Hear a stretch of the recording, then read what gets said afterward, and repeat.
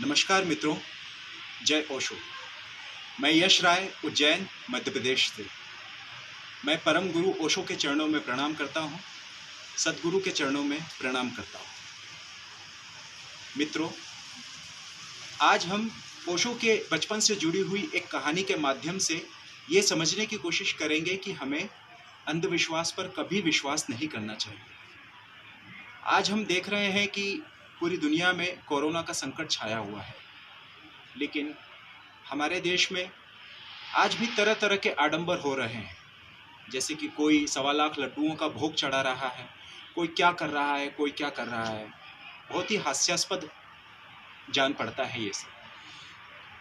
तो मैंने एक किताब में ओशो की बचपन की एक कहानी पढ़ी थी।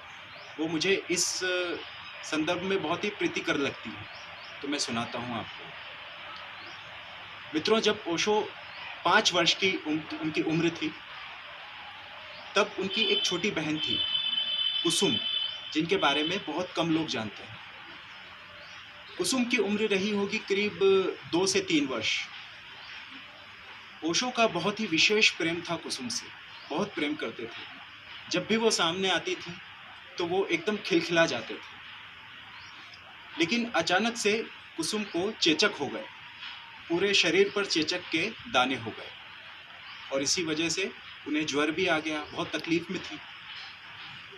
तो इस दौरान ओशो की जो माँ थी, वो क्या क्या करती थी कि नीम की कोपलें तोड़कर, नीम के पत्ते तोड़कर कुसुम के सिरहाने रख दिया करती और देवी के मंदिर जाया करती, और देवी को चढ़ाया हुआ जल कुसुम के शरीर पर भी लगाया करती, उनके घावों पर।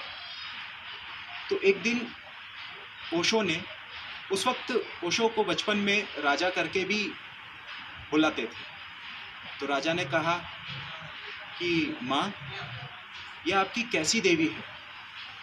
मेरी फूल जैसी बहन कुसुम को इतनी तकलीफ दे गई, उसके पूरे शरीर पर इस तरह से घाव कर गई। माँ, ये मुझे देवी नहीं लगती है, ये तो मुझे कोई भयानक प्रकोप ही लगती है। तो माँ एकदम से झल्ला गई और झल्ला के बोली कि खबरदार, मेरी देवी के बारे में कुछ भी ऐसे अपशब्द बोलने की ज़रूरत नहीं है। तुम्हारे इसी पापों के कारण, इन्हीं पापों के कारण तो इसके शरीर पर ये सब तकलीफ हुई है। तो ओशो ने कहा कि माँ, मेरे पाप के कारण मुझे तकलीफ होनी थी, ये तकलीफ कुसुम को शरीर पर क्यों हुई? ये आपकी कैसी देवी है? तो इससे बेहतर होगा कि आप कुसुम का इलाज करवाएं, डॉक्टरी इलाज करवाएं। लेकिन डॉक्टरी इलाज करवाना तो धर्म के विरुद्ध था, क्योंकि उसमें टेक्निकल चीज़ें करना पड़ती, उसमें वैज्ञानिक तौर पर इलाज करवाना पड़ता डॉक्टर से। और ओशो के जो पिताजी थे वो भी एकदम कर्मनिष्ठ जैन थे। अच्छा, ये कहानी तब की है बचपन की, जब वो ओशो बचपन में थे, लेकिन जब बड़े हुए ओशो और जब उनके दैवीय गुणों के बारे में उनके माता पिता को पता चला, सभी को पता चला, तो बाद में जाके उनके माता पिता ने, एकमात्र ऐसे सद्गुरु थे जिनके माता पिता ने ही उन्हें अपना गुरु माना था और उन्हीं से दीक्षा ली। ये बचपन का संस्कार है। फिर अंत में ओशो के जिद करने पर उन्होंने टीका लगवाया, वैक्सीन लगवाई, जो कि धर्म के विरुद्ध था। क्योंकि अगर वैज्ञानिक दृष्टिकोण से चलें तो टीका लगवाने पर, वैक्सीन लगवाने पर तरह तरह के जीवाणु आते, जीवाणु मरते। फिर अंत में जब टीका लग गया, लेकिन उसके बावजूद भी कुसुम की 3 दिन बाद मृत्यु हो गई। अब मृत्यु के बाद जब ओशो अपने पिताजी और अपने नाना जी के साथ शमशान से आ रहे थे, तो उन्होंने अपने नाना जी से एक प्रश्न किया। बोले कि नाना जी, ये आपने क्या किया?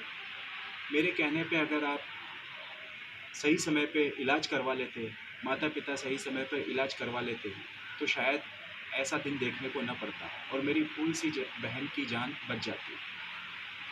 तो नाना जी ने कहा कि ये सब ईश्वर के हाथ में है, और हमारे पंडित पुरोहित भी तो यही तो सिखाते आए हैं कि हम तो कठपुतली हैं, नचाने वाला तो वो है, डोर तो उसके हाथ में है। तो अगर ऐसा है तो चंगेज़ खां जैसे तानाशाह, जिन्होंने लाखों लोगों की हत्या की, हिटलर जैसे लोग जिन्होंने लाखों लोगों की हत्या की, स्टालिन जैसे लोग जिन्होंने लाखों लाखों लोगों की हत्या की, तो क्या इनकी हत्या का श्रेय भी ईश्वर को जाता है, भगवान को जाता है? अगर ऐसा है तो नहीं, ये अंधविश्वास है।